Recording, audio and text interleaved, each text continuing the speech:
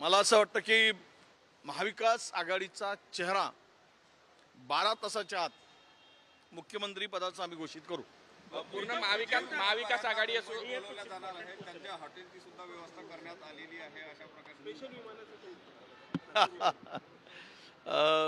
सगळ्यांना आम्ही उद्या रात्री जमेल त्या व्यवस्थेसह बोलवलेलं आहे आणि विदर्भाची जबाबदारी सर्वांना गोळा करून येण्याची माझ्यावर हायकमांडनी सोपवलेली आहे.